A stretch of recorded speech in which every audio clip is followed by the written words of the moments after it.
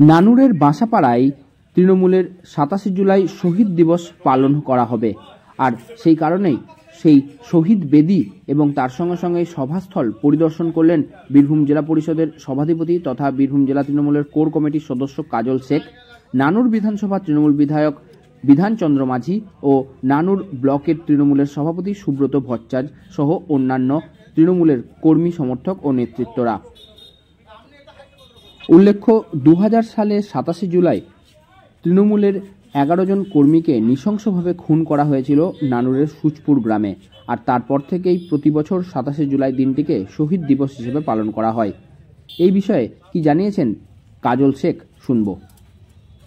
আমরা 17টা অঞ্চলের অঞ্চল সভাপতি, আমাদের ব্লক নেতৃত্ব, বিধায়ক থেকে শুরু করে সকলকে নিয়ে বসে বাসাপাড়া দলীয় কার্যালয়ে একটা আলোচনা করা হলো যে কোন কোন অঞ্চল থেকে কত লোক আসবে। আমরা চেষ্টা করছি নানুর বিধানসভার প্রত্যেকটি অঞ্চল থেকে কমসে কম 2,500 থেকে 3,000 লোক, 351,000 লোকের একটা জনসমাগম করার ইচ্ছা এখানে আমাদের আছে। কে আসছেন বক্তা হিসেবে? আমাদের প্রধান বক্তা হিসেবে থাকছেন রাজ্যের মাননীয় মন্ত্রী মলয় ঘটক মহাশয়, যিনি শুরু থেকে এখনও পর্যন্ত শহীদ পরিবারদের পাশে, মমতা বন্দ্যোপাধ্যায়ের পাশে তিনি ছিলেন, তিনি আসবেন।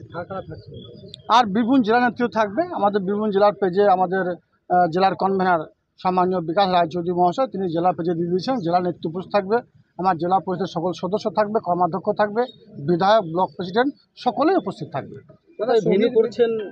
কি হচ্ছে এবারে পুরো কর্মসূচি শহীদ পরিবাররা মঞ্চে থাকবে, মূল মঞ্চে শহীদ পরিবারদের প্রতি সমবেদনা জানানো এবং তাদেরকে একটা উত্তরীয় বা বিভিন্নভাবে সম্বর্ধনা জানানো, এটাই। আর এই যে একটা বিশাল জয় 24শে নির্বাচনে, সেই জয়টার উদ্দেশ্যে আমাদের রাজ্য নেতৃত্ব, জেলা নেতৃত্ব বক্তব্য রাখবেন। এবং নানুর বিধানসভা ক্ষেত্রে আমরা 82,000 ভোটে লিড দিয়েছি। নানুর বিধানসভার মানুষ দুহাত ভরে মমতা বন্দ্যোপাধ্যায়, অভিষেক বন্দ্যোপাধ্যায় মমতা প্রার্থী আশীর্বাদ করেছেন। স্বভাবতই সেই মানুষের উদ্দেশ্যে কিছু বার্তা আমাদের থাকবে। ওই 27 জুলাই দিনে সেই কথাগুলো তুলে ধরবো। তারা শহীদ বেদিটাকে নতুনভাবে তৈরি করার একটা পরিকল্পনা নিচ্ছেন, এটা কি করা? যেমন শহীদ বেদি আছে, এটা মমতা বন্দ্যোপাধ্যায় এটাকে প্রতিষ্ঠা করেছেন। শহীদ বেদি থাকবে, সঙ্গে সঙ্গে নানুর বিধানসভাকে আরও 14 জন আমাদের সহযোদ্ধা সহকর্মীকে আমরা হারিয়েছি। 11 জন সুচপুর যারা গণহত্যা হয়েছিল তাদের সঙ্গে সঙ্গে স্বভাবতই আমাদের ব্লক নেতৃত্ব বসে আলোচনা সাপেক্ষে নানুরের বাকি যে 14 জন আছে তাদের নামের লিস্ট করে আমরা তাদের নামগুলো ওখানে রাখতে চাইছি শহীদ বেদির পাশে। কত লোক টার্গেট দিয়েছিলেন?